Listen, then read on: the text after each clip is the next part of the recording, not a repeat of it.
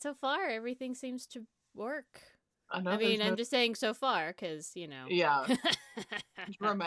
No dramatic, like, bad Well, technical we turned difficulty. everything off last night, and then we turned it all on this morning. Gotcha. I'm like, oh, it really does matter. How about that? So, welcome, everybody. Yes, welcome. Welcome to our third episode of the Brunch and Judge. Hi, guys. Hi! Hi, I'm April. I'm Claire. And we're your hosts for this magical time in which we mostly just judge. We've already brunched. Well, be honest. It's late. Yeah. It's kind of hard to, like, brunch while you're, like, talking. Well, and also the 3-hour time difference. Because, like, I'm at brunch o'clock right now. And Claire's at lunch o'clock. I'm at lunch o'clock, yeah. A little after lunch o'clock, but it's all good. I will tell you that I started my morning with some lovely strawberry Pop-Tarts. You know what? Strawberry Pop-Tarts, they're legit. Simple, basic, but legit. And they're pleasing. It's a nice... It feels like a treat. So... I know, right? So, I'm like, yay. I did some pretzels and peanut butter. Ooh. So that's what I did. Just like dip some pretzels in some peanut butter. Going for that protein. Yes, and there was some Nutella involved too. So. Ooh. Fancy. That reminds me. So yesterday, I went down a loophole, a crazy hole of random hacks and tricks and things you didn't know. I don't know. You know those videos. And one of them was showing me that in Nutella jars, underneath like the plastic cap, there is a little knife so that you can cut open the foil and then they can use the little knife to spread stuff. And I'm like, what? Holy shit, what? And so I immediately put my phone down, go to my Nutella thing, and pop open the little, little protector thing that goes in the cap.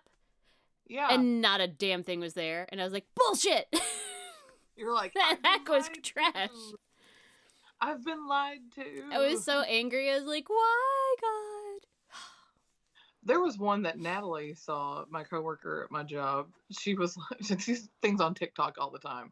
But like, if you open creamer, like coffee creamer, you open the top, the little lid that pops up, and like it's a brand new one. Under the lid, there are these little like ridge things. You take that, you screw the whole thing off, but you pop the top, push that down onto the foil and turn it, and it opens it without having to like fight with the foil. Huh. And it works. Huh. It fucking works. We've done it. And I'm just like, why is nobody else talking about this? I mean, to be fair, some of the other hacks were like the stupid ones where you're like, duh. That's dumb. Where, like the old school like milk carton that you used to get at school. Oh, yeah. Like, to open it up, and they're, like, stupid, and they're, like, trying to rip the top off. I'm like, who did that? No one ever did that. Everyone knows how to open that milk thing, because we all had them at school. Yes. Societal pressure teaches you how to open up the stupid milk carton. It's like, oh, look, Joe over there figured it out. I'll do what he did. Right. But I'm currently feeling like those hacks are trash, because there was no knife under the Nutella lid. And I'm angry about it. Like, it was a cute little, like, purple plastic, tiny little knife. And it was like, oh, it's so cute. I want that. Was it somebody from, like, another country? Was that? Because you know how, like, in other, like, Kinder Eggs. True, but I'm pretty sure it was a U.S. video. Okay. It was one of those, like, it was, like, craft hacks or whatever, when it wasn't really a craft, but, whatever. Gotcha. I was just curious. So, still angry about it. Still have a lot of feelings. All the feelings. I have my angry cat up because I'm still angry about it. That's right. Angry cat. Angry cat. Mm. I saw one that was an octopus and I want it. Yes, I've seen the octopus ones. This one we got at the Japanese grocery store. Okay. I believe. And I love him. His name is Neko. Nice. He's cute. Thank you. He's angry right now because his Nutella knife was a lie. That's right. Well, and Also angry because Putin is a douche canoe bastard and Oh my gosh. Yes, Putin. Oh my all lord. all the anger and frustration. All the hate. Like, I don't. Okay, I'll be honest. It's been several years since I have been like super into like politics and international Mhm. politics and knowing what's going on because Yeah. there's only so many hours in a day. Right. But I've never understood the concept of having like the UN where we're all members and we're all supposed to like stop bullshit like this. Like I feel Right. like when a country is invaded without any kind of like initial act of aggression, shouldn't we all like bandy together and be like, absolutely not, get the fuck out of here? I mean, I feel like that's what we should do. I mean, this is just basically Putin being a bully. Yeah, he Like got you have some mad. I let you have this thing, but I want it back now. It's like, you belong to me. You can't join NATO. And I'm like, Right? they get to do whatever they want. I mean, if they want to go back to Russia, that's unfortunate for all of us, but that would be their choice. But they don't. They wanted to join NATO. And NATO Right? is now hanging out in Poland because Ukraine is not in NATO. And I'm like, but they wanted to be. Why can't we They go? tried. They were going to, Like, why you know. can't we go, like, help them? You know, that whole, like, you wanted to join us. We get that. We'll help Right. you. We'll cross the bridge after this is over. You can figure out what you want after that. But, like, us just giving them a bunch of weapons is nice. Like, I mean, I don't want Yeah. to. They need that, but they need Well, help. Russia's fucking huge, guys. They and have I way heard more that people. what is it? The president of Ukraine is Hmm. staying to fight. Yeah. So he was saying he probably won't be around, and I'm just like, this is awful. Well, And you think of the amount of people who are being displaced from their homes and mm-hmm. all that. It's just, and then you see these videos from Russia, and it's like, I don't feel like the majority of the people in Russia No. want this to happen either. And so they're having protests, but the police are there. I mean, they're just protesting. They're just yelling. I mean, this is not like Mm-hmm. riots or anything like that. It's just them gathering and speaking out against Putin and what is going on. And they're getting arrested Mm-hmm. for that. And I'm like, just for saying that they disagree with their president. And let's just face it, I really don't feel like he's a president. He's a fucking He's a dictator. dictator. This is, I mean, this is goes beyond being president at 100%.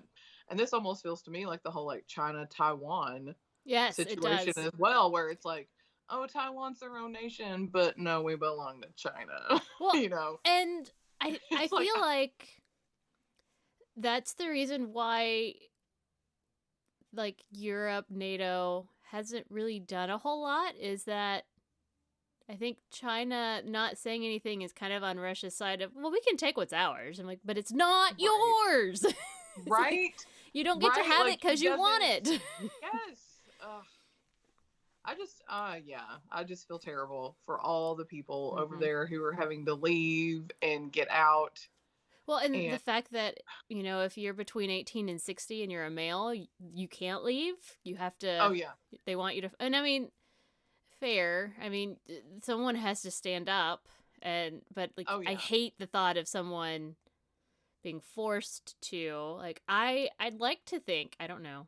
I can't know, but I'd like to think that if it were here, I'd be like, give me a goddamn gun, even if I die in the right. process, I guess. But I said to Spencer, like, we're being on the West Coast, I'm like, we're not that far from Russia.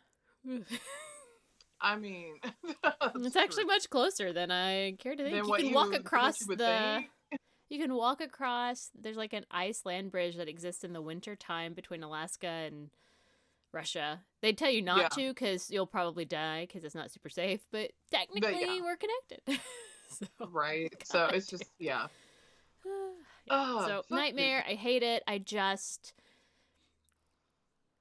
hate this kind of stuff. I feel like the people in their countries should decide which way they want to go. Like, if that chunk to the east would rather be in Russia, fucking let them go be in Russia. But like, right. leave everyone else alone. They have spent the last 30 years creating this country that's working. Like, people have good jobs and they have good public transit and people are doing well. Well, Becky, a lot of her company that she works for, they're Ukrainians and they are all trying to get Yes. out. I So saw like, her post on Facebook with pictures and stuff, and I'm just like, oh my gosh. and You so know, like all the guys in that picture, they're in Ukraine probably fighting. probably We don't know fighting. how many of any of them really will survive. Everyone should have the basic right to live without fear of being killed for some political bullshit. Right. That's all. That's all. Right. No political bullshit, no religious bullshit. Just leave people alone. Okay. Yeah. Just That's let all. people live their lives. Why is that so hard? Why? So that's my little political rant for the day. That's actually not even what I'm judging this week. I know, me either. Me either. Well, Claire, what are you judging this week? Buckle in, guys. I'm judging the Pope. Oh no! Wait, the Pope with his hat in the Pope mobile? Well, I mean, just the Pope. His words. He wasn't in the mobile when he said it. He was like preaching. Well, that's fair. I don't think you're allowed to talk in the Pope mobile. I think it's soundproof. I don't know.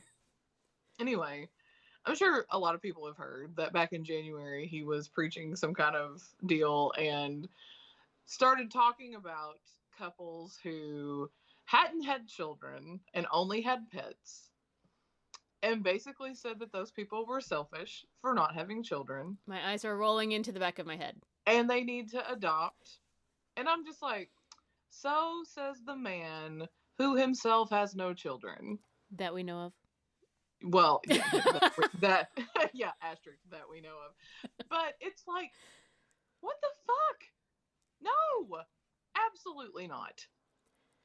That is people, that is their own decision. Who are you? I know you think you're like right under God because you're the Pope. Ugh, God. But it's like, but no, wrong. Well, if people want to have pets, that is their business. That's right. What people do in the bedroom and what they decide is best for them as a couple is nobody else's business but their own. Well, and for you to come out and say that they're selfish is like just asinine. I'm just baffled. And I feel like it's also like really cruel to those couples that desperately want to have kids and can't. Like they've tried and they've tried. Backtracked after people were like getting mad about this, and he's right. like, "Oh well, I wasn't referring to the couples who can't have kids." So they have pets that they love, but like not everyone. Adoption is expensive. Not everyone can do it. It's hard. It requires maybe a level of patience that because you lot don't of people know. Don't have. Mm-hmm. I mean, I know several families who have adopted, but all the like hoops you have to jump through, mm-hmm. and it's like, why is adoption so expensive? And I think that's why people go outside of the U.S. to adopt is because it's not as expensive for other countries to adopt somebody. And that's what I don't understand. It's like, if you have all these children who need homes, who need loving families, why not make the process easier and less expensive and more accessible? That's what I don't understand. Well, I'm not saying just give these kids to any yahoo who wants one, because we all know that there are people out there in this world who are going to wind up being like, Fagin from Oliver, who are going to like amass amounts of children to do their bidding because people are assholes. But it's just, why? Why would you say that, oh, you're being selfish because you don't want kids? I don't want kids. I don't want kids. I will say it is because I'm selfish. Because for me personally, it is, because I don't want to be tied down. I want to be able to come and go as I please, which I do. I've gotten used to that lifestyle, not having kids. I have nieces and nephews that I love dearly, and I love hanging out with them and playing games with them. And then I can give them back to my brother and my sister-in-law and say, here you go back to mommy and daddy. Well, and like for us, I mean, we don't want kids. I think in like my teenage years, I think I wanted kids, but out of the sense of that's what you're supposed to do. You're supposed to get married and have kids. Absolutely. That's just 100%. That's just what I saw. I saw most people got married and they had kids, so it just feels like that's what you're supposed to do. But I Well, too everybody have puts such a pressure on women. Yeah. Like, it's almost like that's your job. Yeah. As a woman, as a female, you are supposed to grow up. You may go to college, get an education if you want to, but your real job while you're at college is to find a husband and get married and procreate. And I'm just like, you know what? After reading, y'all go read, what was it? Inferno by Dan Brown. Don't watch the movie. Don't watch the movie, read the book. But it's like after reading that, and the villain in that, he releases this thing, this virus that makes a third of the world, you know, what's the word I'm looking for? infertile. I was going to say celibate, but I knew that was wrong. No, it doesn't take away your sex drive. You can still have all the sex that you want, but you can't make babies. Infertile. That's the word. Words of hurt, guys. Infertile, and that from that point on, a third of the world would always be infertile. And I'm just like, nowadays, I'm like, yeah, it's really not a bad idea. Like, can we get on this? Come on, guys, let's do something. What makes me crazy is that all of this comes out of some weird. I know we've kind of gotten off topic of the Pope, but it all comes from this like weird sense of the population is decreasing, and that's some kind of an issue. I'm like, no, we have a lot of people in the world. We have so many people in the world that we have a huge chunk that can't survive, that go hungry, that can't make ends meet, that aren't able to get educations, that are, we're incredibly fortunate in the U.S., even in our lowest state. I mean, how many people get to have a cool cat that flips in and from angry to happy? I mean, if we're fortunate, we're in the first world, but I feel like less people in the world means more resources. Come on, Thanos. I'm channeling my Thanos here to be like, yep, gone. I mean, I feel like his intentions were good. It was just the way he was doing it. He was just being a dick about it. He needed to read Dan Brown's book Inferno to be like, oh, I'll snap my finger and just make a third of the universe's population unable to procreate, and then that will naturally slowly decrease the population. Right. And we'll have enough resources. He wanted an instantaneous success instead of like long-term goals. It's very important to set long-term goals. He wasn't playing the long game at all. But nope. I am a proud cat parent of 2 precious floofs of Merlin and Agatha, and I love them dearly, and I wouldn't trade them for any child in the world because I don't dislike kids, but I don't enjoy them for long periods of time. I enjoyed all of the children, all 5 of the nieces and nephews, and enjoyed them becoming capable of not needing grown-ups anymore. I mean, they're all teenagers or adults now, which is weird. But also, I love my cats. Cats are better than most children and most people. I mean, I know my cats are better than Putin. Don't we wish he hadn't been born? Come on. If his mother had cats instead of babies, we'd all be better off. That's true. I mean, and I have no pets, but that's just because my life is insane with 2 jobs and now trying to do this podcast. And it's just, I don't have time. I would love a dog. I really would. And even then, I don't feel like I would have time for a cat. I mean, I feel like cats require not as much attention as dogs, but I feel like cats still require a lot of attention, and I'm just like, I'm busy. And I feel like that's me being responsible by not just like getting a pet and neglecting it. So it's like, come on, Pope, whatever.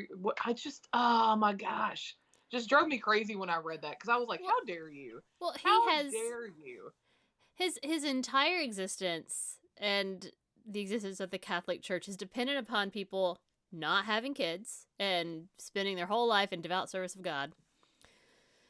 And they also worship, quote unquote, the Son of God, which according to them, maybe not to Dan Brown, but according to them, also had no children. Jesus had no kids. He didn't adopt any kids. He was super nice to animals, though. Like, he liked them. They were nice. So, who cares? Right, so why are they, like, it is like, Jesus didn't have kids. If the Son of God didn't have to have kids, then why does anybody else have to have kids? 100%. Yes. So let's end my judging on that point. Very nice. Yes. So Stupid that's my Pope. judge. Stupid Pope. What are you smoking? So what are you judging this week? Well, this week, because everything in the world is a shit show, I decided to judge something slightly random. I came across this article, I think it was on CNN, about Hank the Tank. Now, Hank the Tank is a 500-pound bear that lives in the Lake Tahoe area, and apparently several houses had been broken into recently, and they blamed it all on this bear, saying he's the one that's been breaking into houses, Do they stealing have food. video? Like, how do they know? Well, I mean, they can tell it was a bear, I guess, but they Well, I'm thought just it was saying, all this one so bear because why, he had been that's what I'm seen. saying. Like, Maybe I don't quite know yeah, where.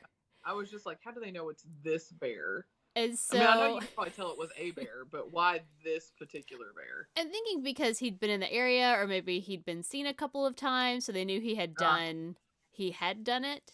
But there'd been like a large space, like dozens of houses had been broken into by a bear, which is kind of Wow. terrifying when you think about it. Wow. Yeah. And so they were getting ready to do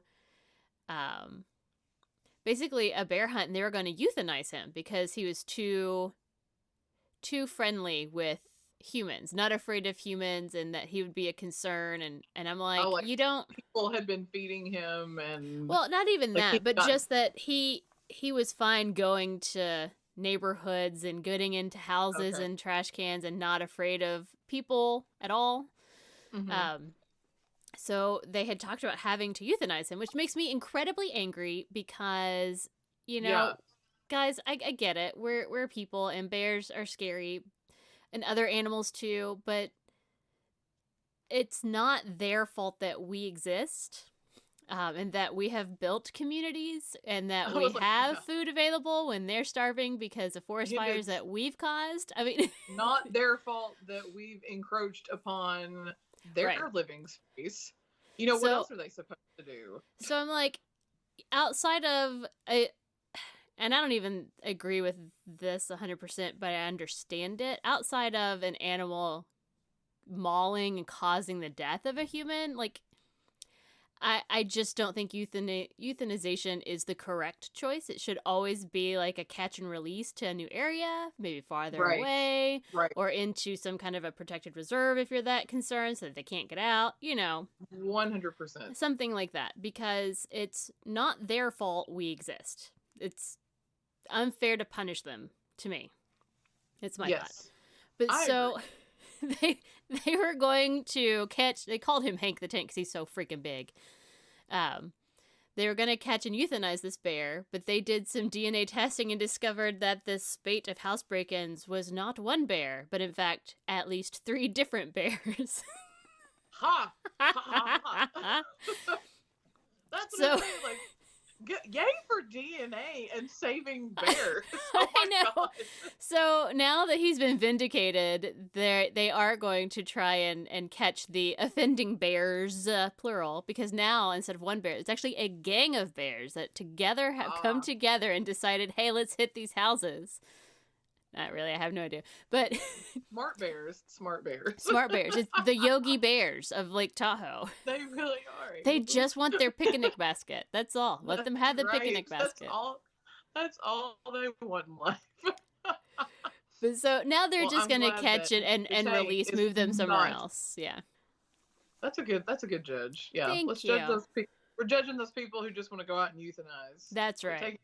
Quit taking the easy way out. Yeah, fuck them. That's right. Killing is not the answer. Save the bears. Absolutely. I mean, literally, it's their world. We're living in it. Let's just be honest. I mean, they were here first. Just saying. All right. This week, our topic was racing/motorsports. Yay!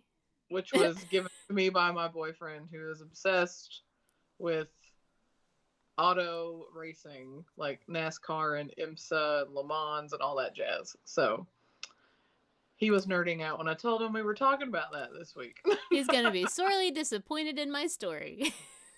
He may not be disappointed in mine, but Well, I live to disappoint your boyfriend, so it's that's fine. right. You live for it. So, who's going first? You should go first this week. I think I went first last week. Okay. All right. So, mine is NASCAR cheating scandals. Let me tell you all, if I wrote them all down, we'd be here for like days. I mean, not even just hours, days. Because, a lot of this info, Brandon, my boyfriend, did give me, but then I went and looked it up because he knew about all this stuff. He was like, "Oh, you should talk about this, this, and this." And oh my so God. I know, like I'm mentioning these things, and he's like, "Oh yeah, and that happened," and he's giving me the year and the race, and I'm like, Wow. You need help. I think he might need another hobby. A different hobby. You need help. Yeah, he talks about, he's like, me and my niche hobbies, you know. But anyway, so for those of you who don't know, NASCAR and racing and all that came out of bootlegging. Of course it did. You know, yeah, because they would have to modify their vehicles to be faster than the police when they're bootlegging and the police are chasing them. So that's how the racing world started. And, you know, because it started out of crime. Let's just keep going with that, and we're just gonna fucking cheat our way to the top. Because according to several sources, do what? So that feels correct. I mean, alcohol, racing, crime. Okay. It's fine. It's fine. And wait. So according to Brandon and several other sources that race, like NASCAR especially, is one of the sports that has like the absolute most cheating in it. Ever, always. It's just like if they'll try to get away with anything. I mean, there are people out there just looking for loopholes to modify the cars that they can get away with. Mm-hmm. So, what I have done is I have compiled a list of 10 cheating scandals. I don't even know if they're really considered top 10, but they're ones that I found interesting. They're Claire's top 10. Yeah. Claire's top 10 NASCAR-ish racing cheating scandals. Excellent. So, number 10, I'm going to go backwards, and this guy didn't actually cheat. It was NASCAR, the fuckers, that cheated him. Oh. Wendell Scott was the first African American on the race circuit back in the 60s. And in 1963, there was a race in Jacksonville where he won by 2 entire laps. Wow. So he for reals won one. Yes. Okay. And back in the day, I guess now they have all the technology that keeps up with that shit. Each car has got its own little sensor and all that. I don't even know the ins and outs of all that. Right. But back then it was people were just counting how many laps you did. I don't know. But he won by 2 full laps, but they didn't checker flag him. They checker flagged the guy behind him, whose name was Buck Baker. So he was declared the winner. What? And yes, a guy named Buck Baker was declared the winner. But then 2 hours after the race was over, I guess they went back and tallied and did whatever they do. I don't know I'm not a racing savant I don't know a lot of this stuff. I don't know the point system. I don't know any of the rules. So, well, Claire, you can tell me anything because I really don't know. I'll just believe you. But 2 hours after the race, they realized that Wendell Scott actually won. Okay. But it wasn't until 2 years after the race that they awarded him. They actually awarded him the win. I'm just gonna go ahead and guess that they're racist bastards. It's the 60s. Why would you say that? No, gee, I don't know. Maybe because he's a black guy and it's the 60s and we're in Florida. Is that where we are? Yeah. And then here's the cherry on top of this. They didn't give his family the trophy until 2021. I'm sorry, the fuck? Yeah, his family didn't get the trophy for the race until 2021. 58 years after the race. And he's dead. Yeah, 31 years after his death. Okay. Yeah. Was his family thanks? I know, okay. Is it made out of, vibranium or something. Like, why did it take so goddamn long? I know, right? Oh, I forgot to tell you, I got a lot of my stuff from NASCARhall.com, 5Points Vids on YouTube, CBC Sports, CBS Sports, HotCars.com, and Wikipedia. So there's a plethora. I mean, and there are so many more out there. There's a plethora on all this cheating business because, geez, Louise, NASCAR. They are. Okay, and here's another good one. So this is number 9. Number 9, okay. Fred Lorenzen in the 1970s. Okay, they had specific fuel tank sizes, and for this particular race, it was 20 gallons. Okay. And when they checked his tank, it was 22 gallons. So he says, I'll fix it. He just said, and they're like, okay, that's good enough. You said you fix it. So what does he do? Nothing. He goes back and he puts in a 28-gallon tank. Right? He's like, I fixed it. Right? Like, what is this chicanery? I mean, come on. Like, these shenanigans. It's like, oh my gosh. Anyway, so yeah, that's number 9. Number 8 is, okay, and you're going to hear some names come up more than once on this list because they are repeat cheaters. Wow, I mean, okay. So, yeah. I'm ready. Repeat cheaters. Okay, so this is Michael Waltrip Racing. So Michael Waltrip was a driver, but this is like, he owns this racing team. This is his team. And this was in 2013 at the Richmond International Speedway. And the simplest way to put this, because there are a lot of ins and outs to this one, with who was in the lead and who did this, that, and the other. But the basic, simplest way to explain this is Clint Bowyer was accused of intentionally spinning out and causing a wreck to ensure that another driver on his team, Martin Truex Jr., would win and get a spot in the Chase Cup Series. So he caused a wreck to fuck everyone else up. Yes. Cool. Like they're saying he did it on purpose. Okay. To spin everybody else out and to spin out and cause a wreck so this other guy who was on his team would at least place to get in the Chase Cup Series, because like I said, it's all based on like some kind of point system and where you place and all that jazz. Teamwork that I know makes the dream work. I don't know. That's right. So Bowyer said that it was a flat tire that caused him to spin out. Dale Earnhardt Jr. was like, yeah, I don't know about that. It was weird. He was just like, I've never seen it spin out like that before. Yeah. Because it was behind him. So a bunch of other junk happened with who placed and all that. Like I said, I was just reading it and I'm like, this hurts my head. But this was the simplest way.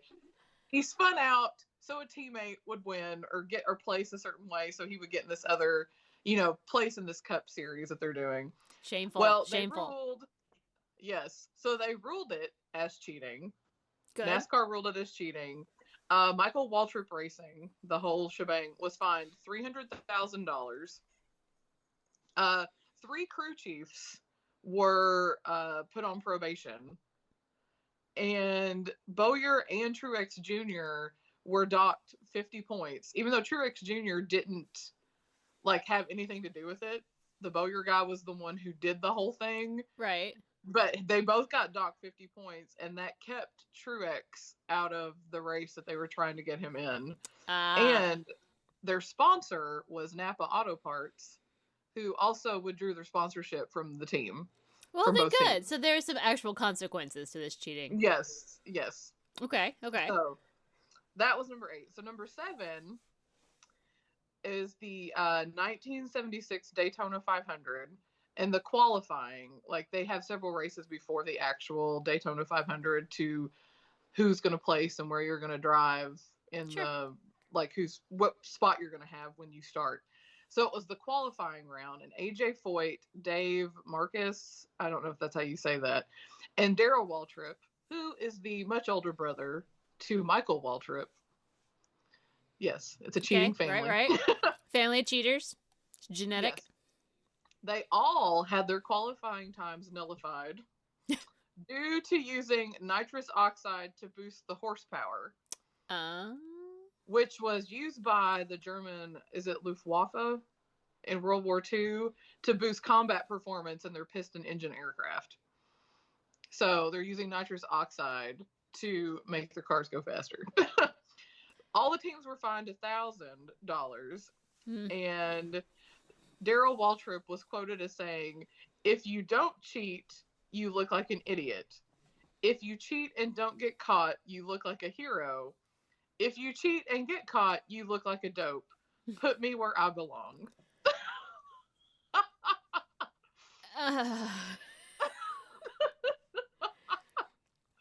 Okay. All right.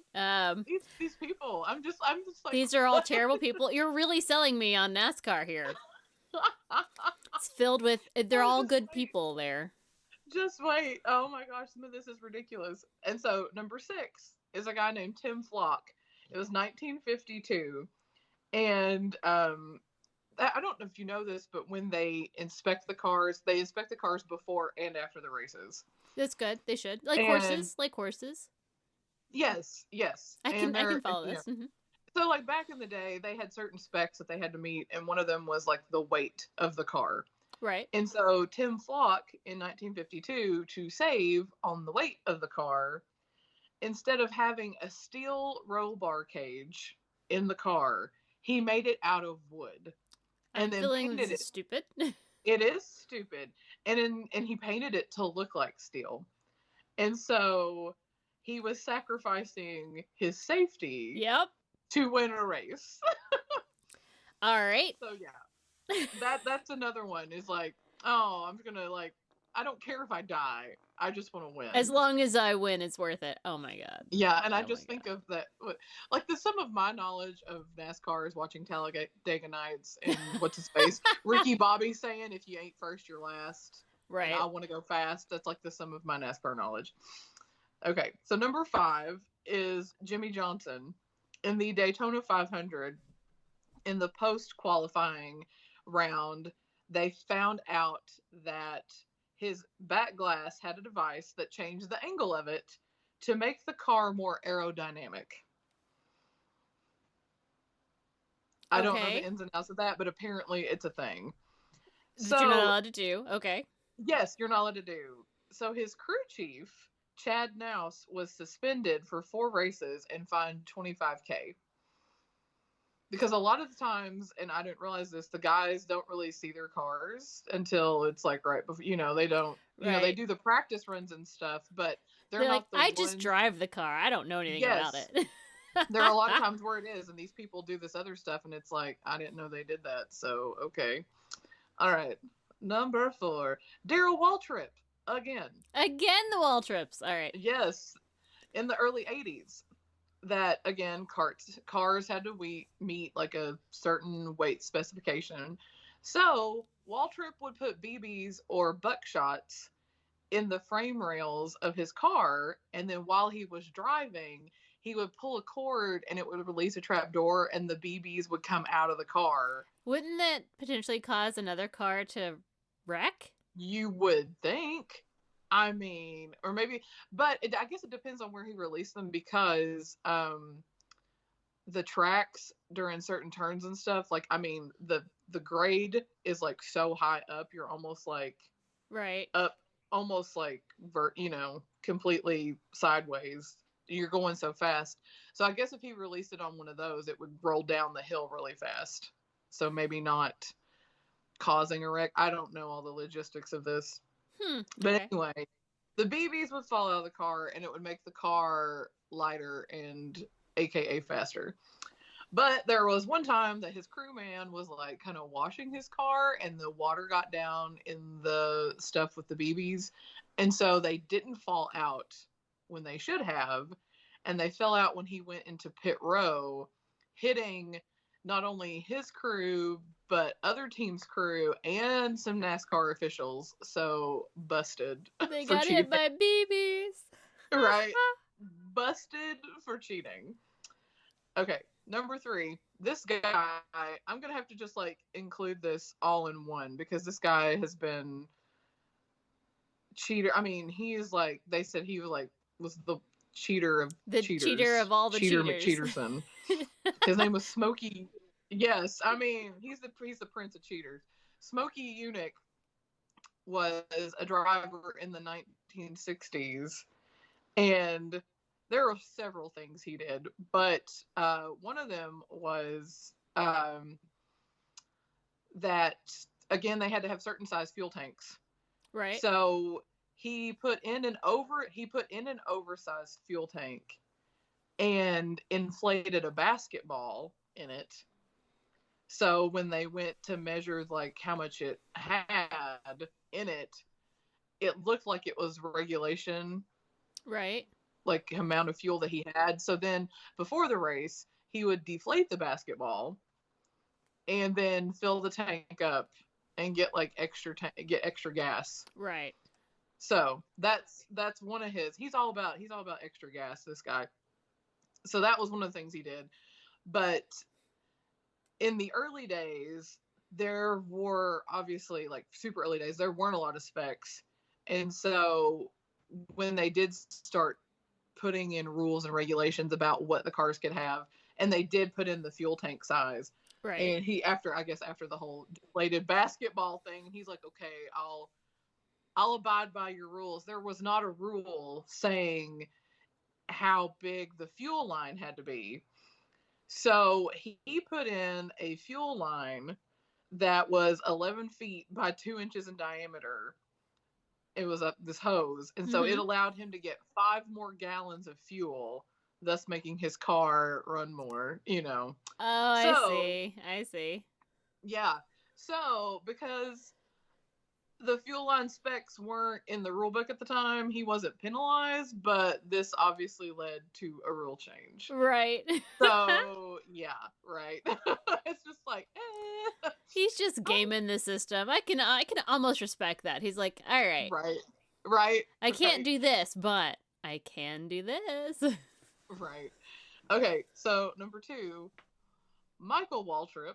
Again. Well, I told you. God, how are they still allowed to compete? This family should have been banned, like, permanently. I know, right? 100%. So this is the Daytona 500 in 2007, and it was the qualifying round, and it was a pre-race inspection, so it's before the race. They found a substance inside the intake manifold, and they didn't know what it was, and so so this is what's really shitty. This thing was inspected twice. All right. So they told him, like, you need to fix this. Okay. And so they supposedly took out parts, put in new parts. And when they came back and saw it again, it still had this residue stuff on it. And so they took the parts out and they sent it off to be inspected and I guess analyzed. And so it came back that it was a property that's found in jet fuel. That it was coated inside the intake manifold with a foreign substance, and when they didn't know what it was, but then when it came back as jet fuel, the crew chief and the team director were suspended indefinitely. Oh. And crew chief David Hyder was fined $100K, and Waltrip was docked 100 points. Wow. And I don't know that he knew about it, but he was like, I'm so embarrassed, I don't want to race. But then apparently his wife had to talk him into actually doing the Daytona 500. Oh, honey, you can do it. It's not like you haven't cheated 17 times before. No. It's just like, what is happening? Like, I feel like at that point, like, you're looking for a cheat from him. You're going, how are you cheating this time? We know you are. I mean, we know you're cheating. Honestly, I feel like he just watched his older brother. Because when I say he's much older, I mean, this guy's like almost 20 years older. Daryl is almost 20 years older than Michael Waltrip. So I feel like he just grew up watching his older brother cheat his way through things and possibly not having, a lot of repercussions. So he's like, oh, maybe I can do this too. Let's just cheat. That's what we do. We're cheaters. Right? Gross. I know. So number 1. Richard Petty. The King. I actually know that one. Yes. That's why I was like, I think everybody knows who Richard Petty is. Anyway, Richard Petty, the King. It was at the 1983 race at Charlotte Motor Speedway. And they found that his engine was 30 cubic inches larger than it should have been. and that he used his left tires all over. So I don't know if you know this, that they use different tires for different sides of the car because of you're only making left turns. Oh, okay, that makes sense. I think Brandon was saying that they were made out of different things. So one's like a softer compound that hugs better. And so if you use that on the wrong side of the car, it could give you like a better advantage. Okay. So he was using the wrong tires on the wrong side of the car, and his engine was larger. And that's what Brandon was saying, that the tire thing changes how the car handles. And that the crew admitted that they did it for the advantage. Oh. So they did come out. They were like, yeah, we're cheating. It's fine. And so what it was, because they do, like I said, they inspect it before and after. And so they changed it all after the car had been inspected before the race. So they were But they know it's going to get inspected after the race, right? I know, right? So, like, why? Do they think they're going to be like, oh, no, it's fine? Yeah. So after the race, he was fined $35,000 and he was docked 104 points. But the second place was owned by Junior Johnson and driven by Darrell Waltrip. Uh-huh. And they left before the second inspection because they didn't win. So they just like hightailed it out of there. Right. And so because they couldn't inspect the second place car. The third place guy won. Yeah, and the first place car was like, so they'd never seen anything like this, so they just gave the win to Richard Petty. What? Yes. Even though he cheated? Yes. Because the second place car wasn't there for them to inspect. So this kind of puts a mark. This is what the controversy is with this one. This like puts a mark on him that if he doesn't get this race as a win, then he wouldn't have won 200 races, which is like a big damn deal. So it's like he's almost like, you know, Barry Bonds and Mark McGwire with a little asterisk by their name. They gave him a win in order to get his win, but it's not really a win because he cheated. That's what I'm reading. But it's like he technically is the winner, so he gets his 200th win. But there are a lot of people that are like, "But did he win? Did he? Is this a thing?" You know. I think he cheated. And then he says, this is his quote afterwards. He said, "We have accepted NASCAR's penalty. I'm only the driver, and I didn't know anything about the motor or tires." I don't know. Like, I mean, I'm willing to believe that drivers typically don't know things, but I also feel like if you're fucking Richard Petty, right? Richard Petty? Right. That you probably know things. You've been in it for a while. You're probably part of the conversation. I mean, I don't know much about cars, but I would feel like if your engine was 30 cubic inches larger, wouldn't it feel different? You would be like, this car is driving differently. This feels seem better. Normal. Huh. But anyway, so the week after this, they came out and said if you had an oversized engine that you would be suspended 12 weeks or three races, whichever came later.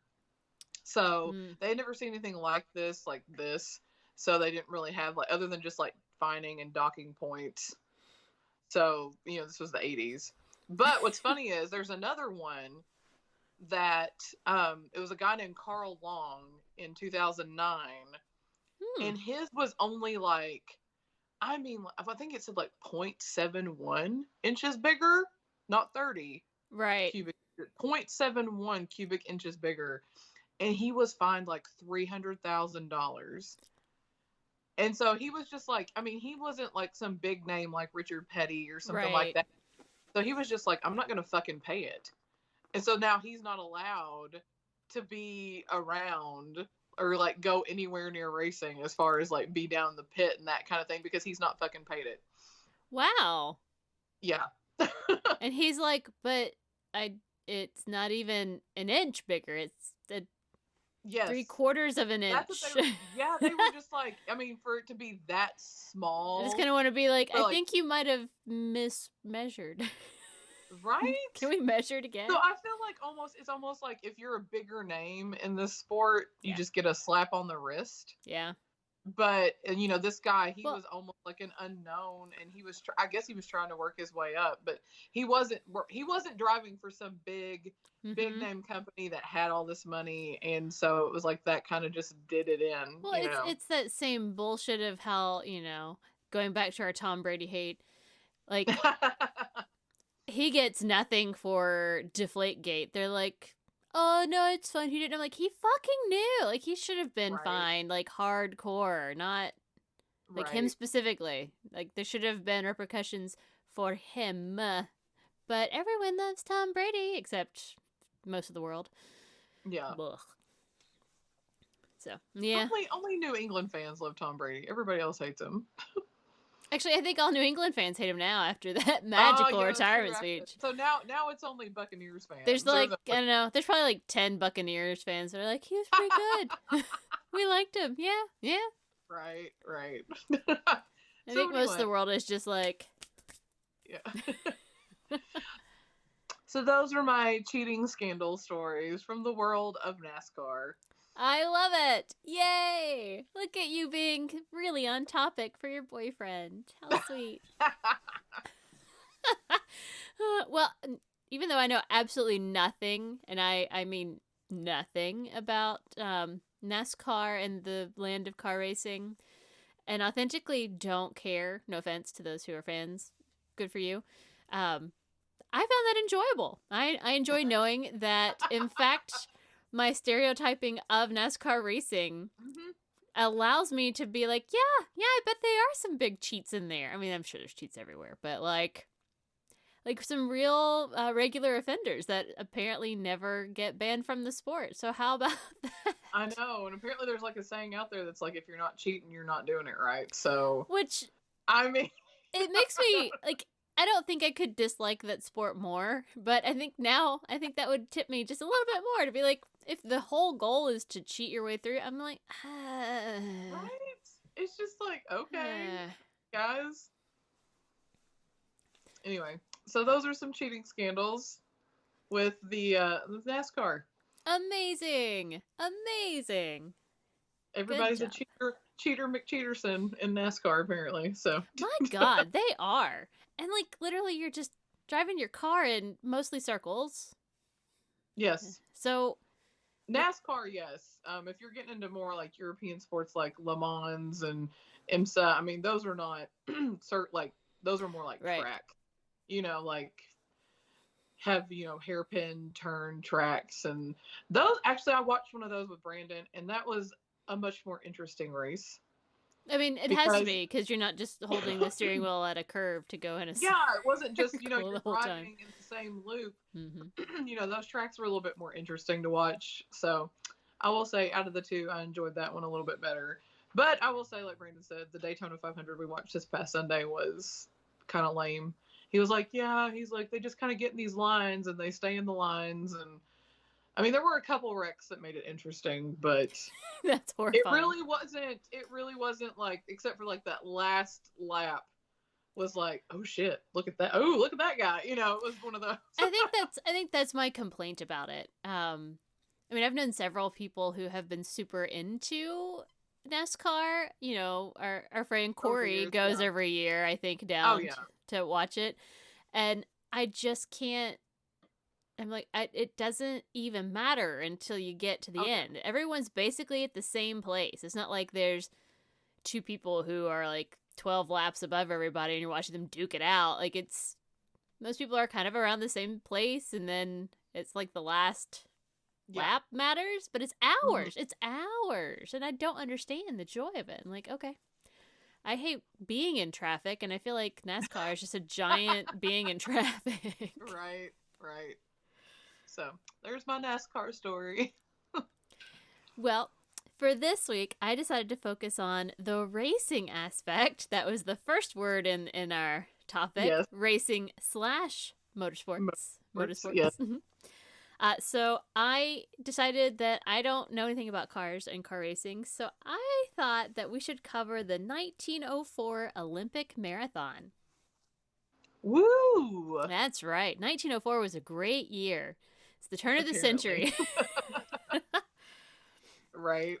So I will tell you, I got my information from mostly 2 articles. One Okay. from the Smithsonian Magazine, and an article by Karen Abbot. And my second article came from Runner's World by Ashwin Rodrigues, which is an excellent name, Ashwin. I like liked it. it. I dig it. So there are some cars in this story, but it's mostly about people running really far distances. Because it's the marathon. No car racing. So, okay. Well, maybe. Depends on how you view the way the story turns out. There's a little bit of car racing, sort of. It's a complicated story. All right. But let me set the scene for you. Are you ready? Yes, let's go. It's 1904. It's a new century. And it is the year of the World's Fair in St. Louis. Woo. 10 years before my grandma was born. Ooh, fun. Okay, that would be 7 years before my grandmother was born. Yay! All right. Okay, sorry. 1904. 1904, the year of the World's Fair in St. Louis, celebrating the centennial of the Louisiana Purchase. Wow. I know, right? I was like, that's oh, God. wow. Oh my gosh. What? Time is a crazy thing. Time is a crazy thing. But 1904 was also the first year that the USA hosted the Olympic Games. Yay! The very first time ever? Yep. Nice. The very first time, which makes this so much better. Sweet. Awesome. So the Olympic Games were held in connection with the World's Fair. Okay. The World's Fair goes on for several months. Mm-hmm. And the Olympic Games were mostly in like late August, early September. But there were some games. It was weird because like the Olympics were like in this short like week span, basically. It was small back then. Yeah.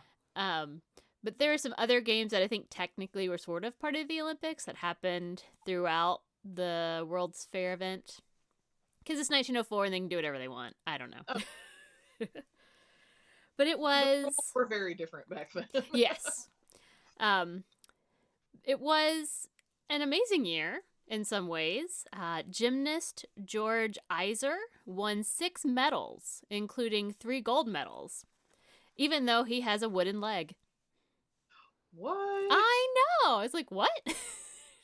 That's awesome. Right? I was like, whoa. You could... Especially for back then. I mean... and like a gymnast? That Yeah. seems like a very amazing feat. Good job. I mean, wow. Right. Especially like, because now they have like the Para-Olympics for, Right. specifically for that. And the fact that he was able to win gold in the regular Olympics. Yeah. Oh my gosh. Yeah, that's crazy. Well, to be fair, the early Olympic Games were less super world-class athletes that train their whole lives to be in the Olympics. Oh, yeah. So slightly more amateurish in these old times. But still amazing. I don't care. Yes. That's impressive. Right, 100%. Not, yeah. But mostly the Olympics in 1904 was overshadowed by the World's Fair, because the World's Fair is a huge event that happens, and like all of these countries send like delegations to create not even booths, almost like little worlds. It's huge, big event that lasts several months. And the World's Fair actually had its own set of games that they did, including the unimaginably racist Anthropology Days. And I mean, unimaginably racist. It's the most... Oh. Oh my God. 1904 was not a great time in America. Oh, no. So, it's kind of an aside, but it's an important aside because it's horrific. So they would... recruit like a group of quote unquote, not my word, their word, savages from the different international villages of the World's Fair. Oh my gosh. And they had them compete in various athletic competitions to amuse Caucasian spectators. Like, it was 100% like a racial thing, and it was gross. Almost like this seems like it's like borderline like gladiator stuff back in the day. You know, like, oh, we own you. We're going to make you fight for our entertainment. Kind of. And they had like stupid competitions like a greased pole climb. Ugh. So just stuff to like humiliate you kind of thing. Yes. That sounds awful. They had quote unquote ethnic dancing. Oh boy. Mud slinging. I don't like it. Just the whole thing you sound unimaginably grotesque. Yeah. Pierre, I'm gonna butcher his name, de Coubertin was a French historian and the founder of the International Olympic Committee, was horrified by what he called the charade of anthropology days. So the French guy was just like, this is awful. Yeah, I mean, and most everyone from literally anywhere other than America was just bewildered and disgusted. Because, you know, America leading the way in racism back in 1904. Right. But I feel like we're always leading the way in racism. Oh, God, I know.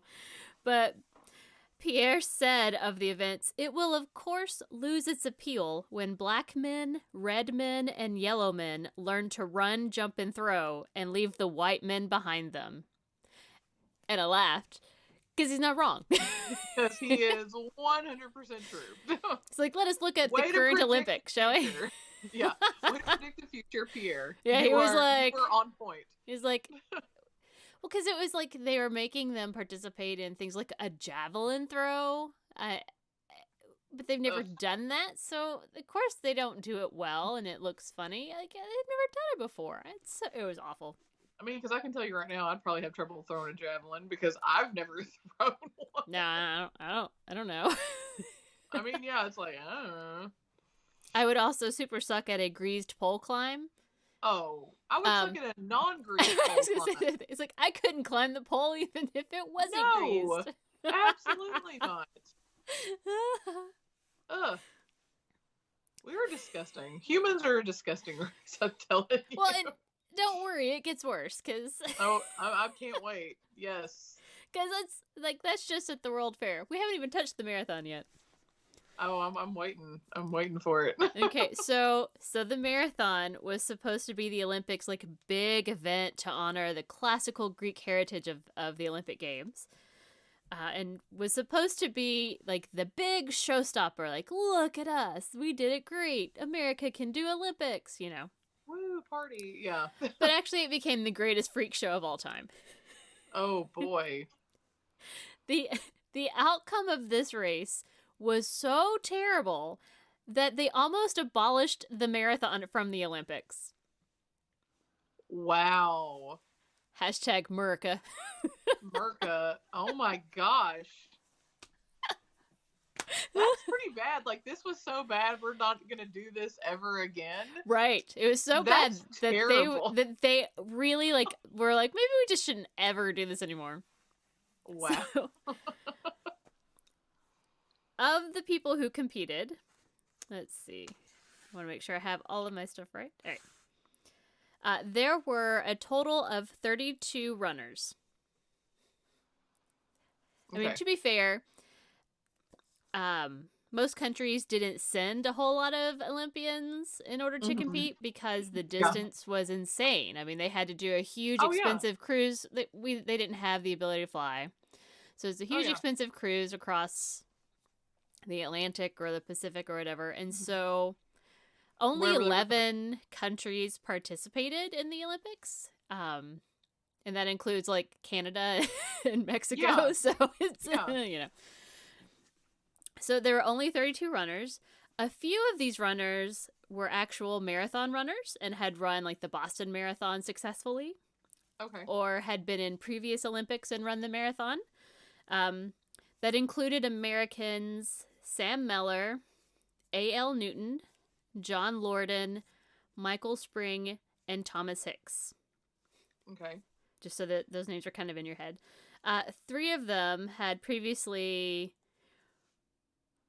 won the Boston Marathon, but most of the people who competed in this particular Olympic marathon were what they would call like middle distance runners, or oddities, because it gets a little weird.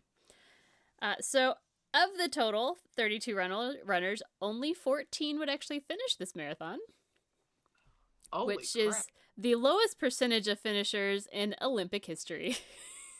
Oh my gosh. So let's talk about some of our competitors. Are you ready? Yes. So I've introduced you to the actual legit runners who have run marathons. That they know what they're doing. They've done this before. Okay. Well, so we have another American named Fred Lors, who did all of his training at night because he was a bricklayer during the day. And he had earned his spot. He earned his spot. Yeah. He earned his spot in a special 5-mile race sponsored by the Amateur Athletic Union. Because as you know, Claire, running 5 miles is exactly the same as running a marathon. I can tell you this right now. Running 5 miles isn't even remotely the same to running a half marathon, let alone a full marathon, which I have never done, but I did attempt a half. I mean, I think I did run an actual half during my training, but I just wasn't fast enough because I've run like a turtle through peanut butter. But I could have gotten it done if there was no time limit. However, running 5 miles is not even remotely the same as running 13.1, let alone... It's like 24 miles. Yeah, 24 point something miles or whatever. It's obscene. It's obscene. Not even remotely close to running 26.2. That's, wow. Wow. I don't even have words for that. So that's one of our Americans. Okay. Yay, America. Oh, boy. All right, hit me with the rest of them. All right, so we also have a guy named Frank Pierce, who, this is really cool actually, was from the Seneca Nation and was the first Native American to compete in the Olympics ever. So it's pretty cool. Oh, cool. Yeah. So no, nothing. He's just a guy. He's the running. First Native American to ever compete. That's cool. That's pretty cool.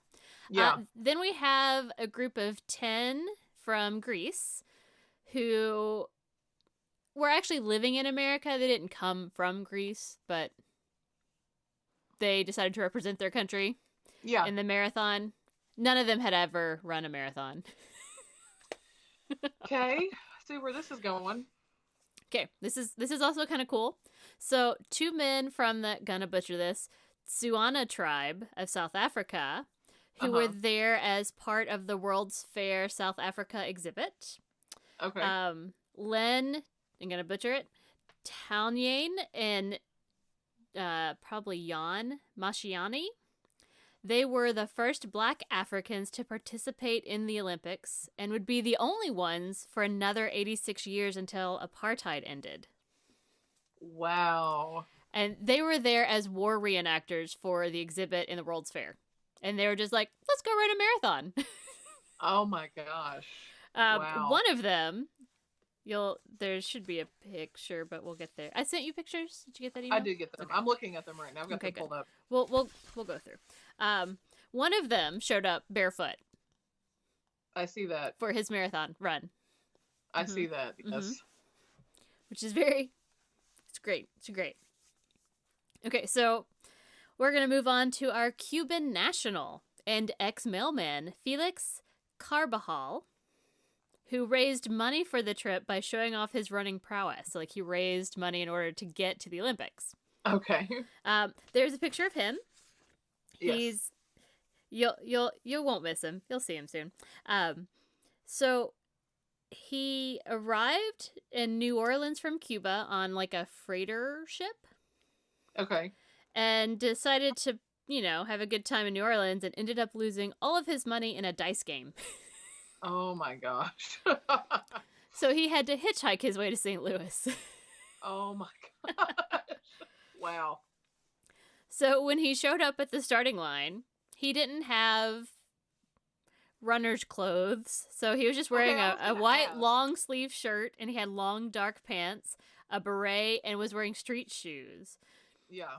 A spectator took pity on him and came over with scissors and cut his trousers at the knees so that he could run Yeah, in them. And I that's see what the that. picture shows. Isn't that great?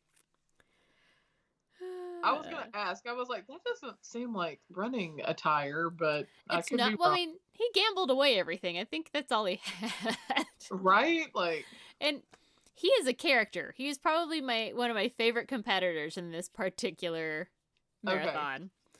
Okay, so that's our cast. Are you ready? yes. So it's August 30th at 3:03. The pistol's shot in the air and they're off. 3:03 in the afternoon. Yep. Oh hell! I bet that was hot as balls. Well, in fact, that brings me to my very first point. So it's August 30th. It's St. Louis. It's 3 o'clock in the afternoon, and it's hot, and it is humid, and it's in like the 90s. It feels like over 100 degrees with the humidity, and it's miserable. One of the fair officials quoted that the course was the most difficult a human being was ever asked to run. What? Because, well, it is 1904. Yes. Because some of the roads were inches deep in dust. Ugh. There were 7 hills varying 100 to 300 feet high, with some had very brutal ascents. Hills are the worst, guys. I hate them. They're awful. No. I can't even imagine, because I don't think I've ever run a hill with that. I mean, there might be one in my neighborhood that's like really bad. That's why I hate running at home. But it's like, but you're not gonna run it when it's 104 degrees outside, right? No, absolutely not. Absolutely not. Well, and on top of this, in many of the places that they were running, there is like broken pieces of stone strewn across the roadway, so they had to like carefully run around and through it, kind of picking the poor guy who doesn't have shoes. I'm just like, ow. And they had to constantly dodge traffic, delivery wagons, trains, trolleys, and people walking their dogs. So this was just like, oh, we're going to have a marathon just in the middle of this city, and we're not going to shut anything down, and it's root hog or die kind of thing. It's like, what? This is insane. It is absolutely bananas.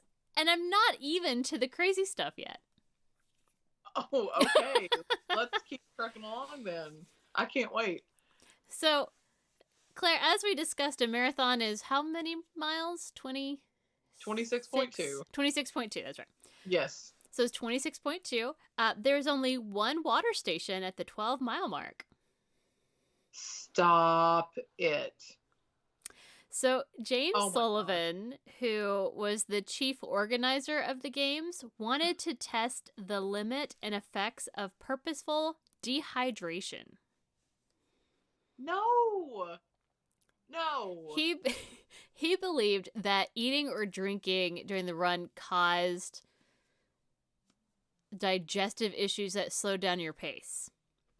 And so he decided to use the Olympic marathon event as like a giant test, a study. And even though... Did anybody die while running this? Because I feel like that's where this is going.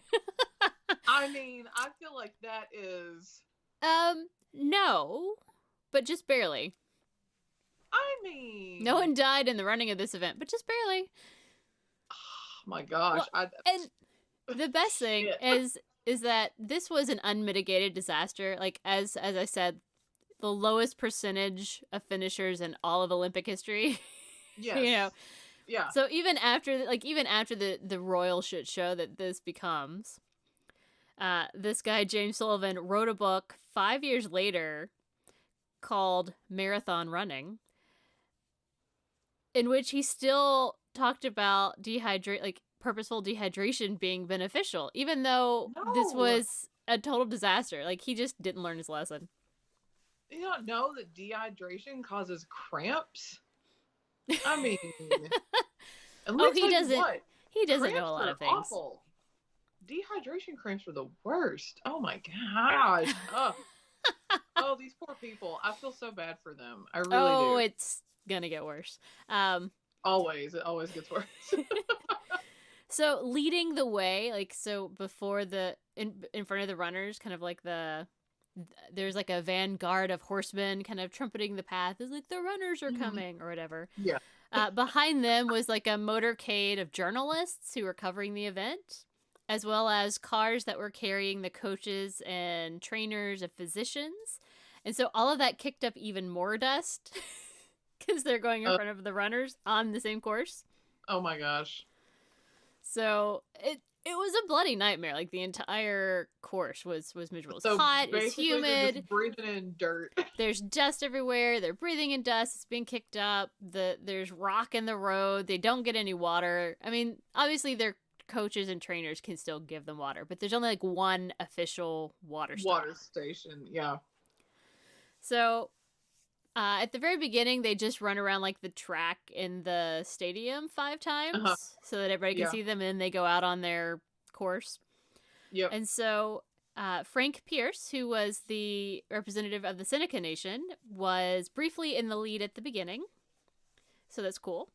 But then by the time they get to like the first mile marker, our good friend Fred Lors, who won a 5-mile race, is in the lead. So good for him. Soon thereafter, Thomas Hicks, an actual marathon runner, edges ahead. So this is how it starts. Yeah. So they're going. It's hot. It's miserable. It's dusty. John Lorden, who also marathon runner, started vomiting, and he was like, "I quit. This is a nightmare. I'm out." So he's the first person to DNF, and he's like, "I'm out. And he soon was super grateful for his life choices. So, because then, Len, who is one of the South Africans, he's running, having a good time, and suddenly he is chased by a pack of wild dogs. What? And he ends up getting chased a mile off course. What? Oh, that's crazy. Oh my gosh. So let's go visit our good friend Felix from our gambling friend in the cut pants. Yes. He actually made some pretty good time, but he was a very extroverted kind of guy. So he stopped several times to have chats with the spectators in his broken English, having a good time. At one point, he stops a car and is chatting, spectators chatting with them, and they're eating peaches, and he's like, "Oh, can I have a peach?" And they're like, "No." So he playfully swipes 2 peaches and runs off. And so he's like eating peaches as he's running. Wow. Having a good time. But, he's still hungry, so later, as he was passing a random orchard on the path, he decides to stop and snack on some apples. Gosh. Unfortunately, those apples turn out to be rotten, so he gets really bad stomach cramps. Oh, no. So he decides that he's just going to lay down and he takes a nap. Oh, my gosh. This is insane. Okay, so moving on, Sam Meller, who, again, marathoner in real life. He's currently in the lead, but he's getting cramps because, I don't know, maybe lack of water. It's hot. Perhaps. So he slows his pace down and kind of gets to a walk and kind of stops. And in one of the accounts that I read, he believed he had taken a wrong turn and so started running backwards on the course. Oh. And tired himself out, and then he was just like, "I quit. I'm out. I don't want to anymore." And so he quits. Because he ended up running backwards, yeah. Mm-hmm. Oh my gosh. William Garcia was nearly the first fatality because he collapsed on the side of the road near the 19th mile, hemorrhaging blood. The dust had coated his esophagus and ripped his stomach lining because he had breathed in so much of that dust. No. Yeah. Oh, I don't even have words for that. Oh my gosh. But he doesn't die. Awful. They're able to save him. He survives. But obviously, he did not finish the race either. I mean, oh my gosh. I can't even imagine. So back to Lors, our, infamous I ran a 5-mile race. Yes. He also starts to get cramps, and he's like, I don't want to do this anymore. So he hitches a ride in a car, and he's just like waving at the spectators and runners, having a nice break or whatever, having a good time, just waving at everybody. So he's like, I'm done, whatever. So then we go back to Hicks. He is our professional marathoner. Like he's a favorite in the race. Apparently, in his free time, he's a professional clown. So I have concerns, but oh wow, whatever. When he gets to the 10-mile mark, he starts begging his trainers for water. And instead of giving him water, his 2-man support team sponged his mouth with warm distilled water to like wet it, I guess, but not to give him a drink. I don't really understand that. 1904 sounds like a shit show to me. I mean, when he gets 7 miles from the finish line, they end up giving him a concoction of strychnine and egg whites. Oh my god, that's awful. Which, by the way, is the first recorded instance of drug use in the modern Olympics. It wasn't illegal yet, by the way. So the theory was that strychnine in small doses was a stimulant. And so to try and help him. What did I see? What show was it? Was it Father Brown? Probably. I think it was Father Brown. It was these 2 sisters who were racing. And one of them was like dosing themselves with strychnine. Yes.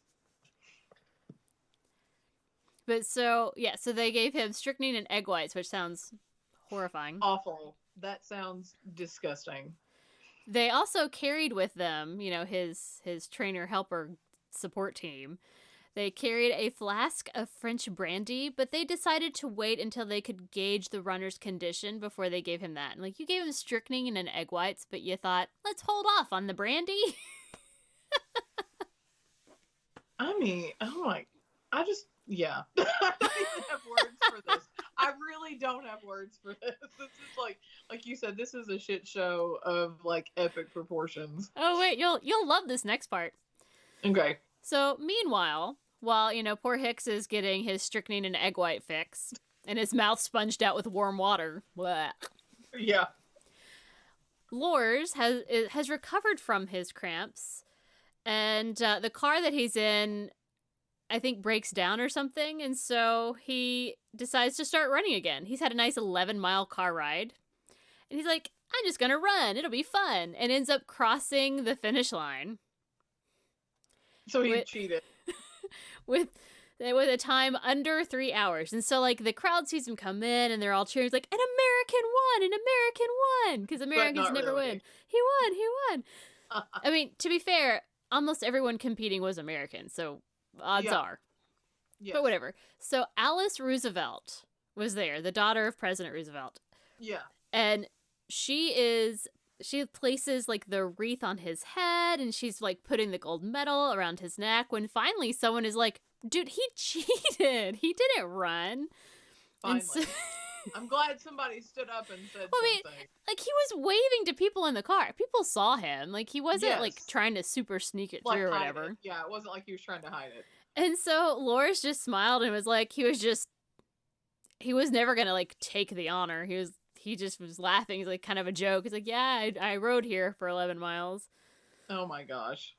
So he was like the initial winner that wasn't the real winner. Kind of like your story. Yes. Yes. Okay, so back to Hicks, with his strychnine. He's got strychnine coursing through him. And at this point, he has grown ashen. He's limp. But when he heard that Lors had been disqualified, he perks up a little bit, and so his trainers give him another dose of strychnine and egg whites. Yum. Yuck. But this time they give him some brandy to wash it down, so that's nice.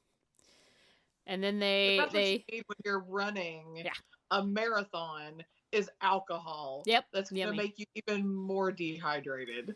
But then, they soak him. They soak him with warm water, so that's helpful, I guess. Okay. So one of the race officials named Charles Lucas, this is a direct quote from him, "Over the last 2 miles of the road, Hicks was running mechanically, like a well-oiled piece of machinery. His eyes were dull, lusterless. The ashen color of his face and skin had deepened. His arms appeared as weights well tied down. He could scarcely lift his legs, while his knees were almost stiff." That's how I want to be described. It sounds fucking awful. It does sound atrocious. So, it's just, no. Poor Hicks, for whatever reason, probably a combination of dehydration and strychnine poisoning, if I were going to guess, starts to hallucinate. Oh my gosh. Believing that he has 20 miles left before the finish line and is like begging his trainers for something to eat. He's begging his trainers to let him lie down. And so they gave him more brandy. Huh.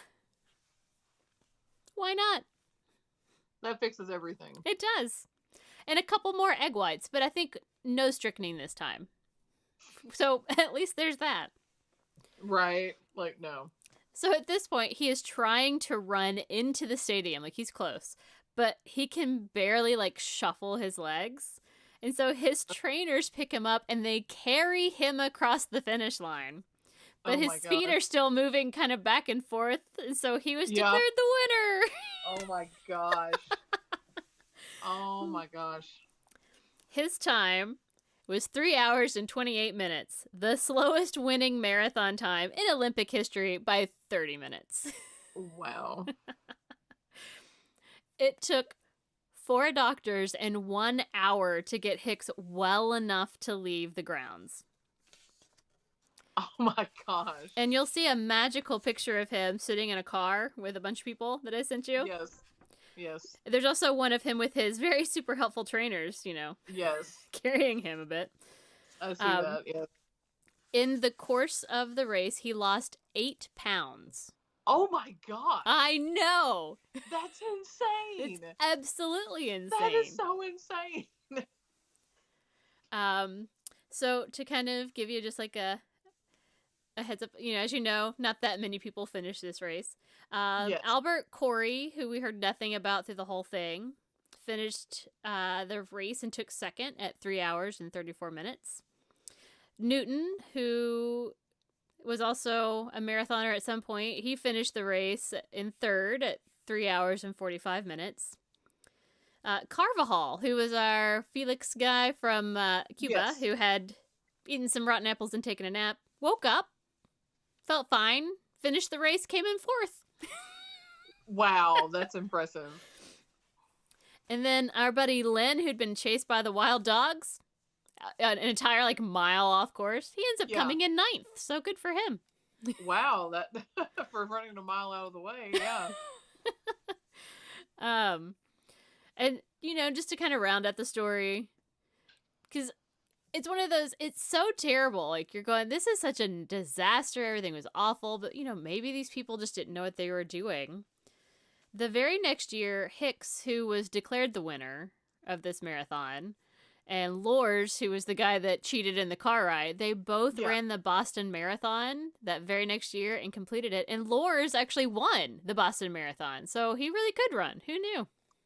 So he probably went and trained and was like, 5 miles is not 26.2. Well, maybe we can really do this. Maybe if you're running in a legitimate race where they close off the streets and, have significant water stations and it's not 104 degrees and everything's covered in dust, I bet it's a much better experience. I can imagine. But so that is my story of the 1904 Olympic Marathon and the total clusterfuck that it was. That was a shit show. 100%. And, I know it's not motorsports, but without that car ride to help him get to the finish line, Lors never would have been almost crowned king of the Olympics. Right. So Right. that car was important. That's true. Well, that was something. Yes. It was something. Makes me glad for modern technology and thinking. Well, and what was so bizarre is again, this was such a total shit show that like they were gonna take the marathon out of the Olympics. They're like, what like quotes were like, people can't do this. This is asking too much of people to do. And Yeah. like, okay, we have marathons all over the world at that point already, so obviously people can do it. But like, why? Yeah, it was no just, one. St. Louis, you suck, is what it was. Right, St. Louis, you did not handle this well in 1904. No. Well, and one of the other things I read is because in 1904, like cars were like the cool new thing.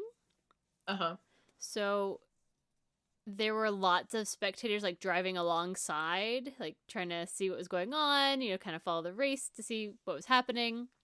So there are lots of cars in the area that on top of all the dust and nastiness, they're kicking out all the exhaust because there's no emissions guidelines yet because cars are brand new.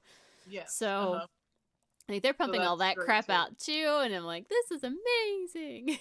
So these people just literally could not breathe actual oxygen. They couldn't breathe actual. Well, to the point that one guy like almost hemorrhaged to death. Like he would have died if they hadn't gotten him immediate help. I mean, yeah, that's why I was like, is somebody going to die? Because that's what this sounds like. This is going. Well, and miraculously no one did, but I think it was maybe the next Olympics. I think it was 1908. I might be wrong on that date. That someone did die in the Olympics because they covered their body in some kind of like grease, like whale fat or something. Oh, really? In order to try and do something. I don't remember the logic behind it, but what it did was keep them from sweating, and it made them overheat, and they died as a result. But it wasn't in the United States. We didn't do that. Oh my gosh, that sounds awful. Yes, it does. So. Ew. Yeah. Jeez. Well, thank you for that story. You're welcome. I mean, it's a horrible, horrible story. Yes. You know?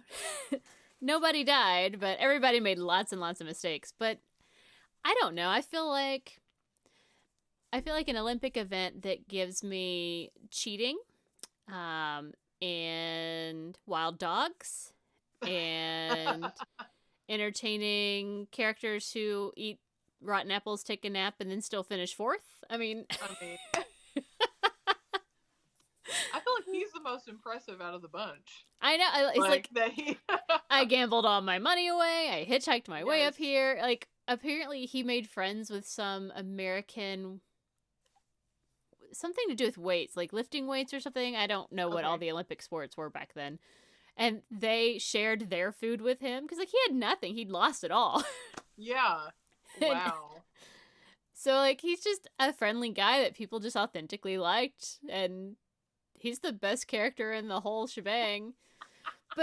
And the fact that the guy who did win was being dosed by drugs because it wasn't illegal yet. You were allowed to dose. But he's being dosed with drugs on the track.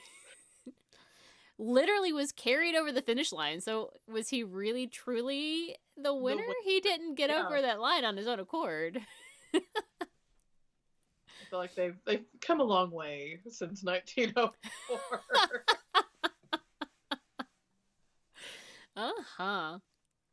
So I hope Brandon likes my story, even though it's a little off his particular topic. I know. I'm sure it's still a fun story. I'm sure he'll love it. All right. And there you go. I guess this is where we transition to... tarot card time. Tarot card time. All right. Welcome to Tarot with April.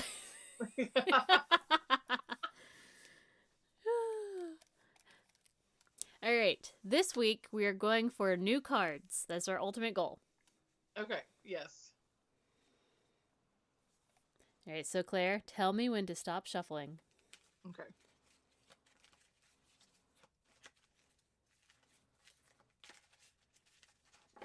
Stop. Okay. All right. If we get the same cards this time, I demand a redraw. Okay. All right. So our week is going to start with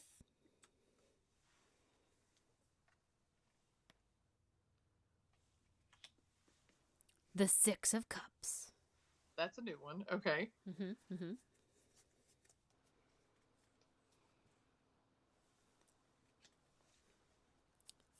Our week will be full of temperance. Oh, that's fun. And we'll end with the inverted Wheel of Fortune. Uh-oh. Oh, no. All right. Are we ready for it? We had all new cards. So. We had all new cards. It's a new week. It's fine. It's fine.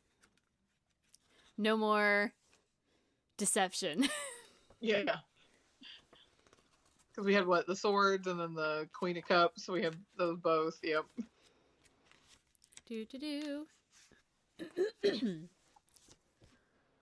The Six of Cups. How our week starts. You may be feeling nostalgic as you reflect on your childhood or teenage memories. While it is fine to occasionally take a walk down memory lane, remember that the past is behind you. It is not wise to be constantly dwelling on it. Remember to also focus on the now.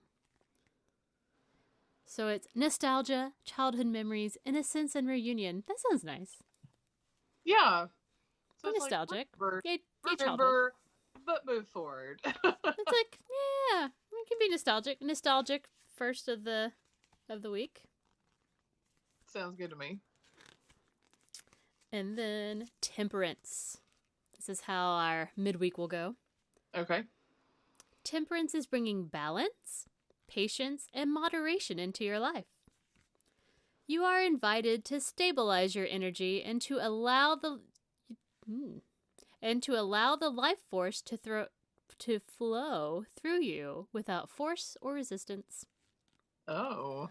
It's time to recover your flow and get your life back in order and balance.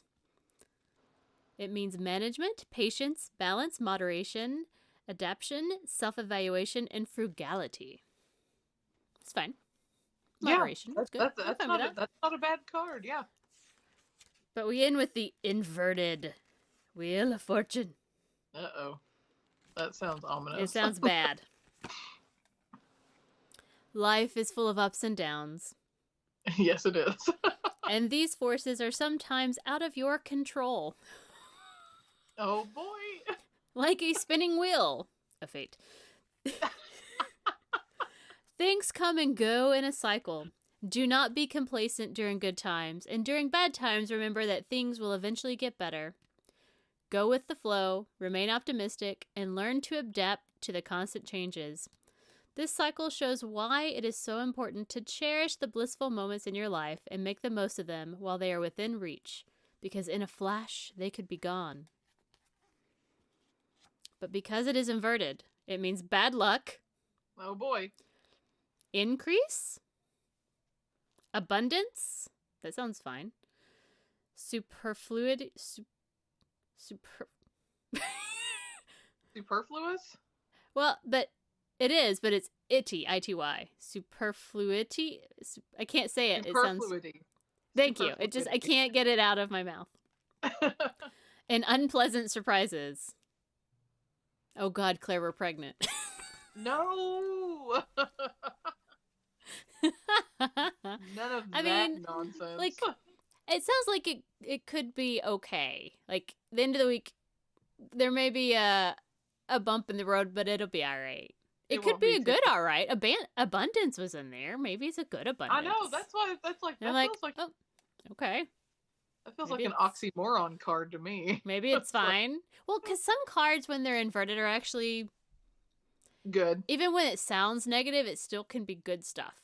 Yeah. Because sometimes it's a bad thing that is getting flipped out of the way. So, I mean, okay, we'll focus on the positive because we need. We need that.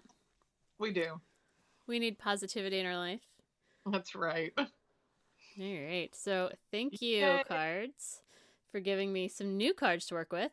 Also, yes. Temperance is one of my birth cards.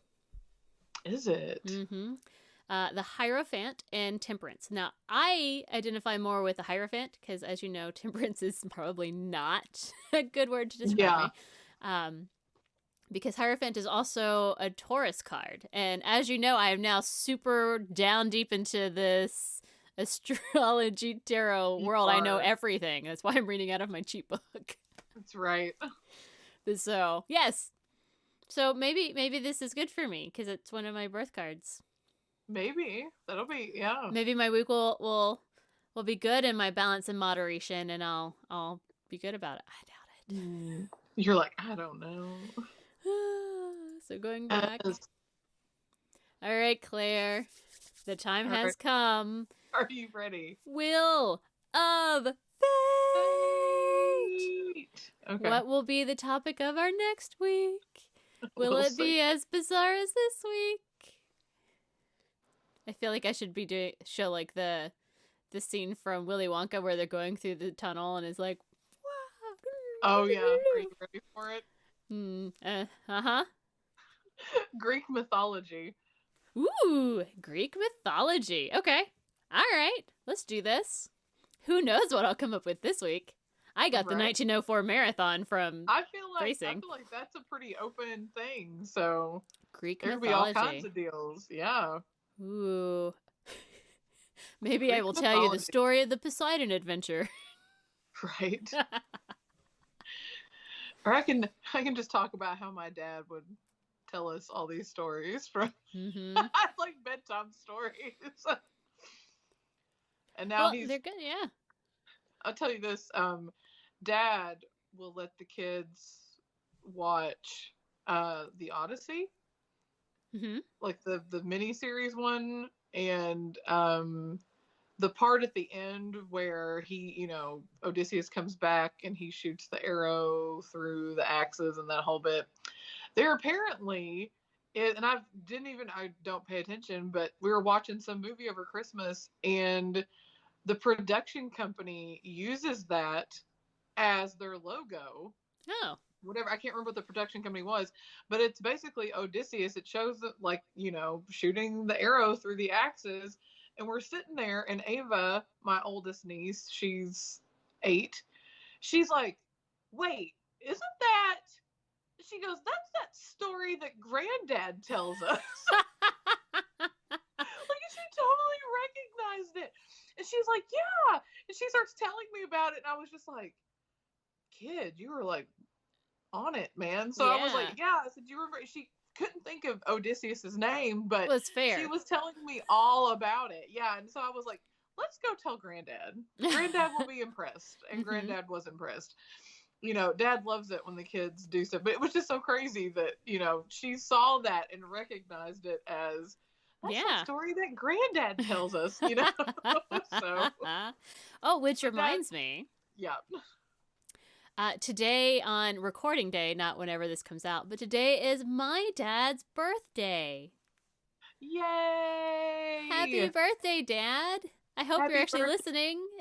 Happy birthday, Green. Oh, and thank you for my card and gift card that he sent me on my birthday. Oh, I love that. That I got it this week. But anyway, so join us next week as we talk about some kind of Greek mythology. That's right. Who knows what it'll be? Until then, you can find us on Instagram to see all the cool pictures of this show, if you are listening anyway. Brunch and Judge on Instagram. And you can send us ideas to go into our Wheel of Fate to determine the sort of subject of our stories every week by sending them to us at brunchandjudge@gmail.com. And if you are listening to us, you can also watch us on YouTube at Brunch and Judge. We are very entertaining, and you can see my very cool cat pillow behind me, as well as my angry cat, who looks very yellow. He's not yellow, he's orange. I was going to say, I thought he wasn't orange. That's I was going to say, yellow. And then this one's yellow. Happy cat. Happy cat is yellow. It's just the lighting. My lighting is weird today.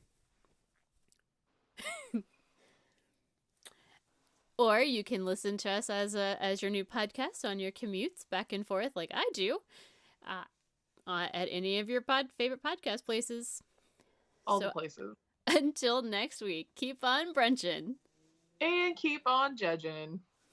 Bye. Bye. Brunch and Judge. Brunch and Judge. We brunch and judge everything. Everybody asks for